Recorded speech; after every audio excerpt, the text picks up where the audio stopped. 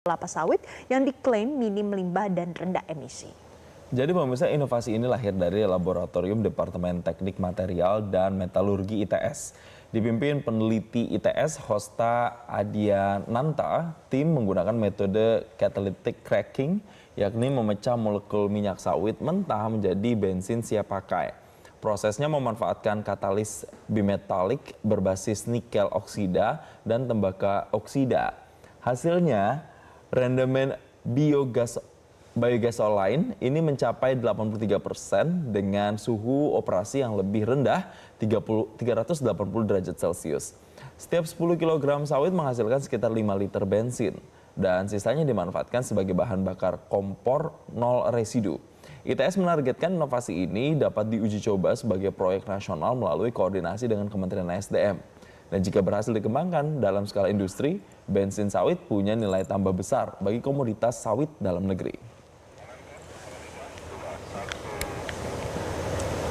Dan pemirsa, di tengah maraknya kenaikan harga bahan pangan dan imbauan hemat energi, peneliti Institut Teknologi 10 November Surabaya ITS berhasil mengembangkan inovasi bensin berbahan baku kelapa sawit yang diklaim minim limbah dan rendah emisi. Bagaimana prosesnya, apa saja manfaatnya, kita tanyakan langsung pada jurnalis Metro TV Arbida Donosumito.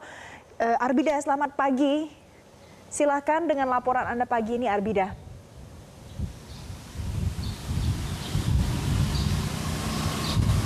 Ya baik, selamat pagi pemirsa, Jason dan juga Valen. Di tengah krisis energi ini ada satu inovasi besar yang diciptakan oleh hasil riset tim peneliti dari Institut Teknologi 10 November atau ITS, di mana ini menciptakan inovasi baru yakni bensin sawit atau benwit yang digadang-gadang bisa menggantikan bensin konvensional. Nah, saya ingin membahasnya lebih dalam terkait dengan bagaimana prosesnya, lalu bahannya apa saja dan tantangan dalam pembuatannya ini seperti apa. Saya akan langsung membahasnya bersama dengan tim peneliti dari ITS. Di belakang saya, selamat pagi Bapak Ibu.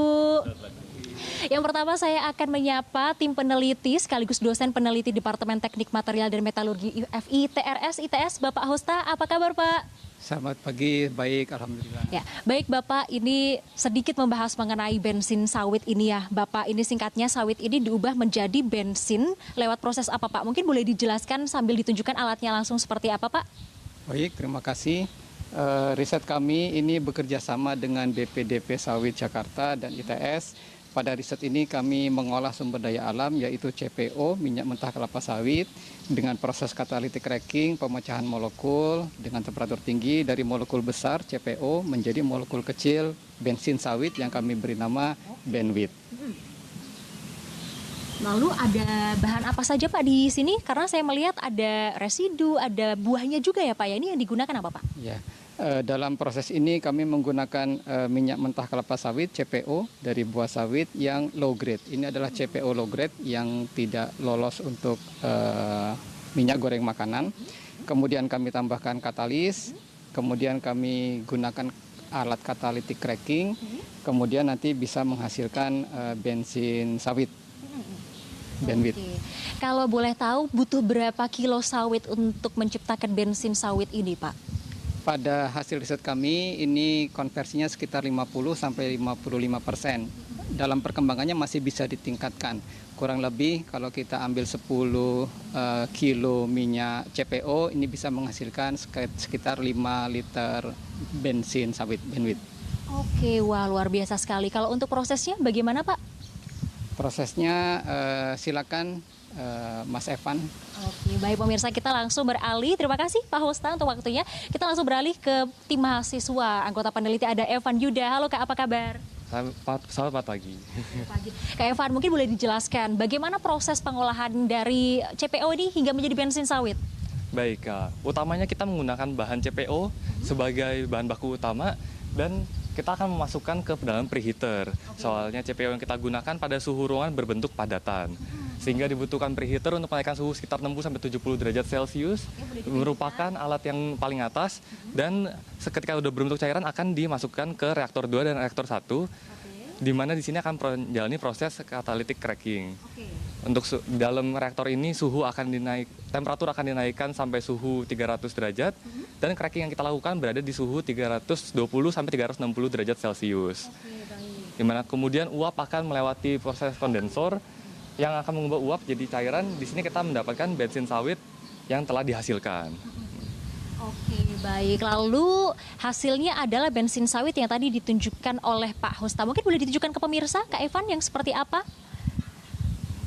Berikut merupakan hasil bensin sawit yang telah kita hasilkan. Bedanya dengan bensin konvensional ini apa, Kak? Karena kalau dari warnanya pun berbeda begitu ya?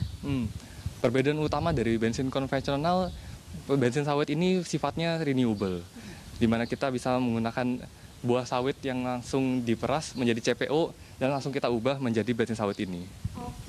Oke, Kak Evan, kita tahan dulu, kita akan tanya lagi ke Pak Hosta terkait nilai oktanya berapa. Terima kasih Kak Evan. Pak Hosta, ini terkait bensin sawit, nilai oktanya berapa nih Pak? Apakah sama dengan Pertalite, Pertamax atau lebih tinggi? Untuk bensin sawit ini memiliki nilai oktan sekitar 10 sampai 100 sampai 110 ron. Kemudian lebih tinggi daripada yang bensin konvensional. Namun dalam penerapannya untuk mesin-mesin umum, mesin motor bakar umum, kami melakukan blending agar setara dengan bensin-bensin konvensional sehingga bisa kita langsung implementasikan, kita gunakan di motor-motor bensin konvensional. Tadi disebutkan blending dengan bensin konvensional. Berapa persen blendingnya Pak? Untuk saat ini kami telah melakukan riset untuk blending pencampurannya itu 5% hingga 10%. Tantangannya apa Pak di dalam proses pengolahan bensin sawit ini? Karena menurut informasi kurang lebih 2-3 tahun ya Pak ya penelitian ini?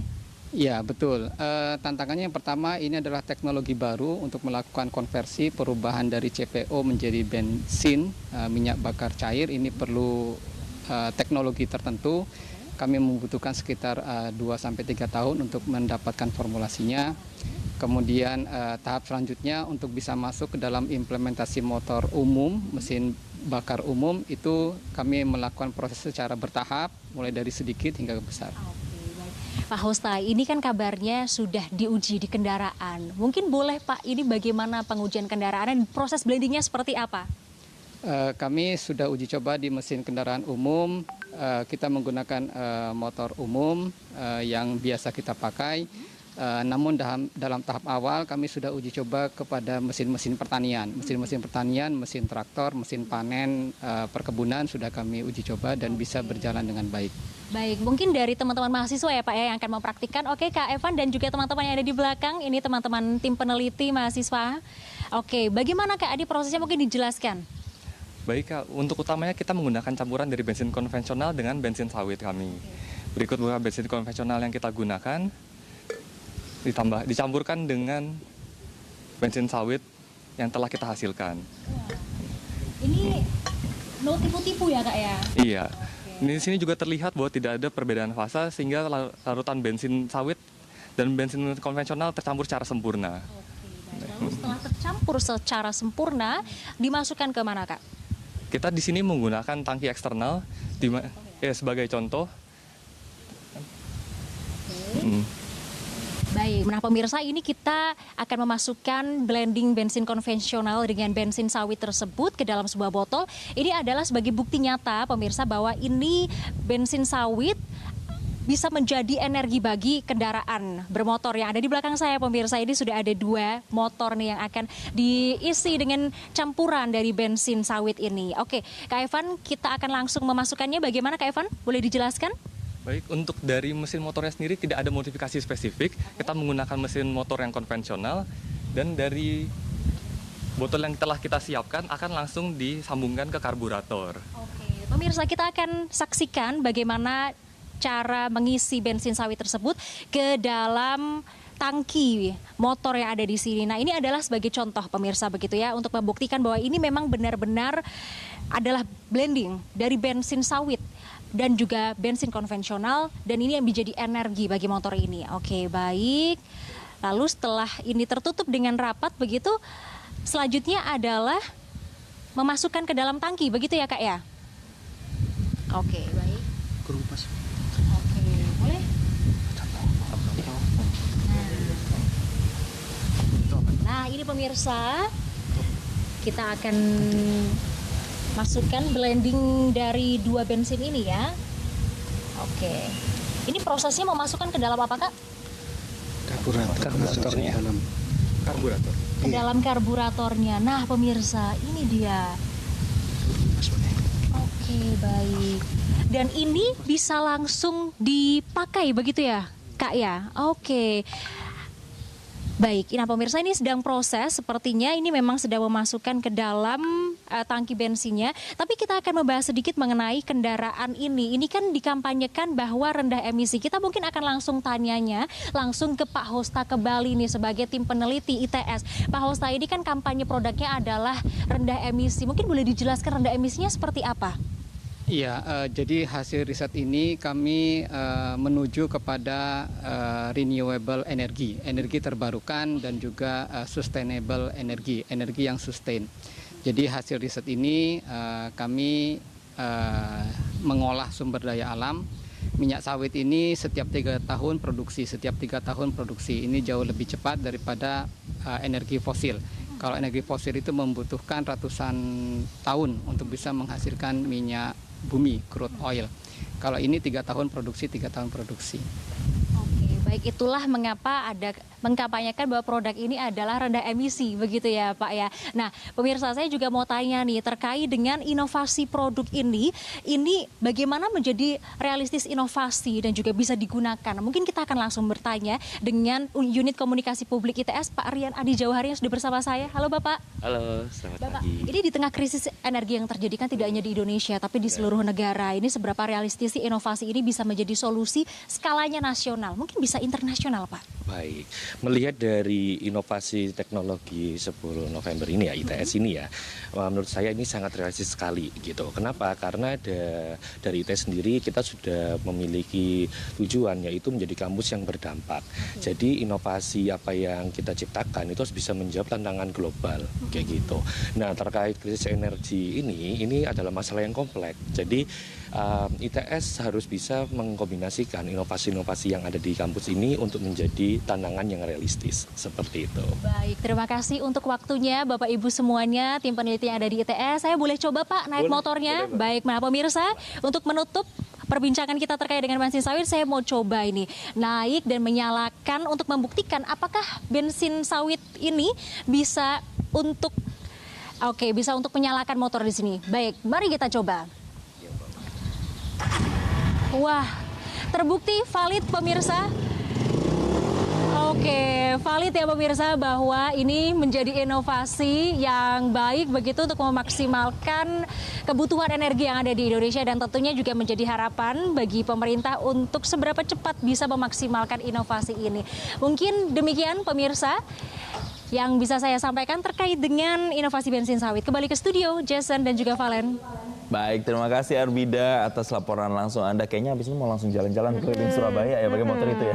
Benar. Nanti pemirsa kita jeda dulu, saya jeda, kami masih akan kembali untuk